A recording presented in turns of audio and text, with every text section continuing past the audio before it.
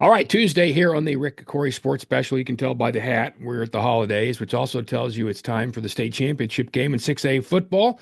6A1 will include Owasso and this guy right here, Antonio Graham, against Bixby. Last week I didn't say happy birthday to you on purpose. I didn't want to mess it up, but happy birthday on your 39th at the same day you won a big football game. That had to be pretty doggone special. Yes, sir. Very, very blessed to see another year, and it was very, very special game, Rick. Yep, and thank you very much as well. And for those who don't know, he turned 18 back when he was playing for Union against Jenks, and that game did not go the way he wanted it to go. This one did, but what a classic 30-27 and three overtimes. It's hard to describe the important plays in this one because it was every play. It Hmm. felt that way from the beginning. It felt like every snap, every decision, every step, every move was vital to the outcome. Did it feel that way on the sidelines? Yes, absolutely, it did. There was not, you kind of like to get a little bit of at least two-score lead in that game or whatever, so you can kind of take a deep breath, but that never happened at all. Every single possession was, it mattered, and every mistake, mattered, and it was just one of those games where, it was a 12 round heavyweight fight, like I said, and with extra rounds at the end. And so I was just very proud of our guys, the way they overcame some adversity as well. They never, never doubted each other. You can kind of just see our bond come more together that game as well. Yeah, as a matter of fact, some of the things I'd read about it a little bit later on because it was pretty fun to go back and review. I want to get into in a minute, but let's get into that first half. Jinx came out and Mhm. scored first, and they made it difficult on you. Were they doing Mhm. these things different than before? What was that first half like, and what were they doing to play so well? They personnel have changed since we played them the first time. Stanford, he is unbelievable football Yes. player. I think he's one of the best safeties in the state of Oklahoma, and he played unbelievable. They had him on offense. They had the Caleb Barnett. What they did, they found a way to get the best 11 players on the football field, and you kind of got to pick your poison when you got Stanford and Caleb Barnett out there. KD. You got two receivers that can stretch the football field, and also you got a horse in the backfield. As a defensive coordinator, what are you gonna do? So, you just got to play really good football. You got to be able to tackle well and get those guys on the ground and make them snap the ball again. And once we kind of adjusted to their personnel and kind of settled in a little bit and kind of got a rhythm of the game and what their OC was doing, we were able to, adjust to the game plan as well. And Katie Jones only had 71 yards, and they had under 240 as a team, and they'd been rolling recently. Your defense, you have to be proud because I thought you did tackle particularly well. Yeah, we did tackle very well. There's a few times where he kind of busted through that second level and our safety Racker he came in and, wrapped him up pretty well, got him on the ground. And that's been our motto, make the offense kind of snap the ball again, and make them earn every single snap. And we game tackle very, very well on a very high profile running back, one of the best running backs in the state. And I'm very proud of those guys. Now, at the half, you're in a battle, and you got to go and make that halftime speech, and I know a good amount of that's going to be adjustment because, as you said, they did some different Hmm. things. But then you got to send them back out there in a grind. This group seems to enjoy that. What'd you say to them? I just told him, I said, "Nah, I'm pretty sure now you guys believe me that it was going to be a 12 round heavyweight fight, and it's going to come down to the fourth quarter and maybe sometime after that. And the biggest thing is, I was like, it was just like last game when we played them the first time. We came in at half and let's go out and get rolling. And the biggest thing was that what was huge, we got the ball with 4 minutes left before the half, and we had an 18 play drive, Rick. And, we literally, ran the clock all the way down in 1 second, called the timeout, and we punched it in and going into the half. And the crazy thing about that, I thought their coaching staff made a great decision because we got a really unnecessary penalty. And instead of them taking it on the kickoff, they took it on the PAT, Yeah. which backed us up. It was a 30-yard PAT. And Noah Hill, we got a great snap from Jackson Duffield and good hold from Casey Hodges. And Noah Hill was able to knock that in, which was critical. And that was very, very smart on their part to do that. And so we kind of go in the half with a little bit more momentum going our side. And I was like, all right, let's go. Y'all know what it feels like. You know what they're doing. You know how they gonna play. And, so the biggest thing was just make sure we execute and let's go finish the game. And it was no accident. Those were all running plays in that drive too, right? Yes, sir. Yes, sir. Yeah, we were able to, of a game like that, you just hope, there's games where we just have these big plays, these four Dre, you just was like, golly, when somebody's going to break one on both sides. I think both sides was kind of feeling that way. Like somebody's about to break a 50-yard and it never happened. And so, as an offensive coordinator, you got to like reverse your mindset and be able to live with that and taking shots. We were able to complete a couple of shots, but besides that, it was, 10, 4 yards here, 8 yards here. Every now and then we bust one. So you kind of had to play Jinx's game a little bit, as an OC or whatever. And so it was very, very hats off to my OC because, a lot of offense coordinators are not patient. And he did a really good job of staying patient and do what we do best that what's got us so far Well, where and we that's are. been that offensive line. We'll get to that in a minute. I want to remind you that Antonio's visit is sponsored by Tulsa Accident Care Center. I was talking with Jared Gallagher in the press box of the Tulsa game at the over the weekend, and Jared was saying that their business is just, as you can imagine, really good. Now, the state championship game is down in Edmond. I mean, you got to drive all the way down there and back. All right, we're not going to get into politics of that. I mean, it's a contract and it happens. But just imagine you're down there in the parking lot and you come out to your car and, oh, yeah, somebody scraped the side of it. Well, okay, that's a car problem. But if you have another kind of accident, the kind that hurts you, that's what Tulsa Accident Care Center is for. What they've done is they've taken all the services and put them in one place. So, as I've said before, you don't need to go in four different offices around the town. You can get same day appointments with no out of pocket, and you can get imaging. You can get your provider, you can get your prescriptions, you can get your therapy, you can get all that in one place. And that is brilliant. They're in Tulsa, they're in Owasso, and they're in Broken Arrow as well. You can find them at tulsaaccidentcarecenter.com. Very, very simple to find, and that's their car right there. We don't want you to have any accidents, but if you do, fix it right there.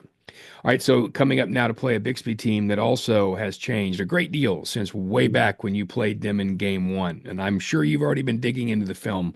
What are you seeing different about them than you did in week one?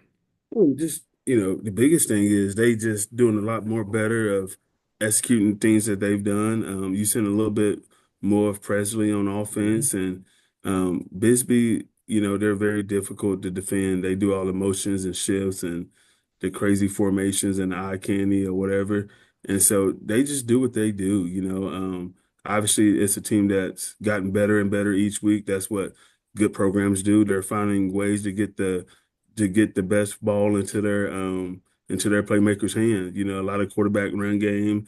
They're bringing in the linebacker number 12, who's Coach Dupree, Josh Dupree nephew. He's that bloodline is always good as well. Yeah. And so when he got the ball in his hand, he does an unbelievable job. And they get in their jumbo sets, and you know what's coming, and they want you to stop it. And so at the end of the day, Coach Montgomery and his staff, they do a great job with their program and their scheme and stuff. And so we got to be very disciplined with our eyes and make sure we do a good job of doing our jobs. Let's flip that over defensively. They came in with basically 11 new starters.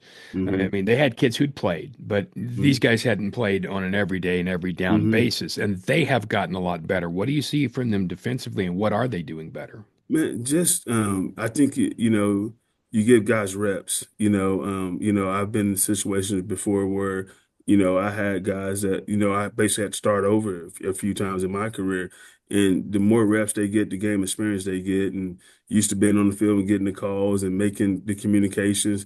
That's what you see. They're communicating a lot. They're executing the call, and they're playing physical. They're very physical up front. That's one thing they always kind of lean their hat in. Their hat they always had the hat on of being physical football team.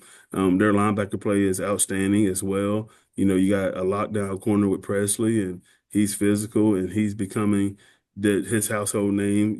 That the expectations that in his household with his legacy is he have.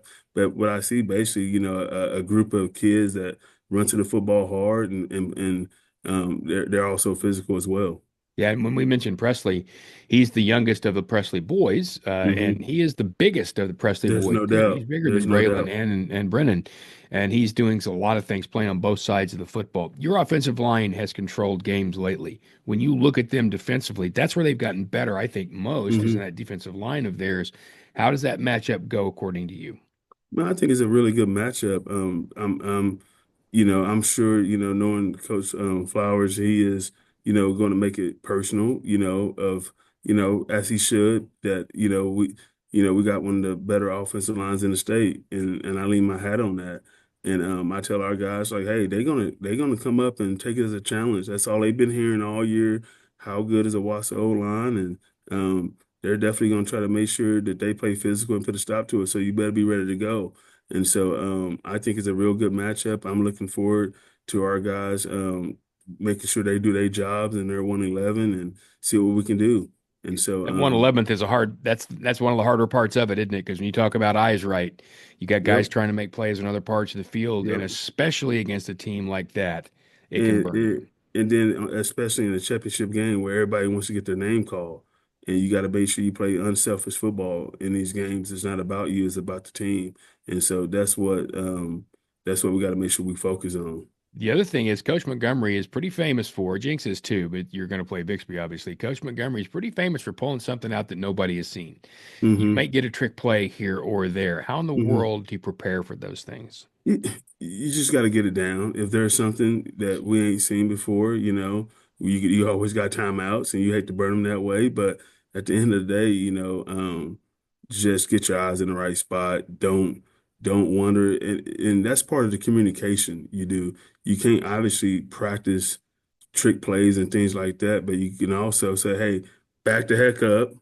Don't let anything get behind you and get them down and make you snap the ball again, and that's kind of been our deal is that, we see something that's crazy, we're gonna back the heck up, and run to the football and play hard, Yeah. you know. And so those are just the things that you really can't prepare for. And hopefully it doesn't come down to that, but it's coming, it never fails. So you just got to be prepared to stop the football whenever they try to execute it.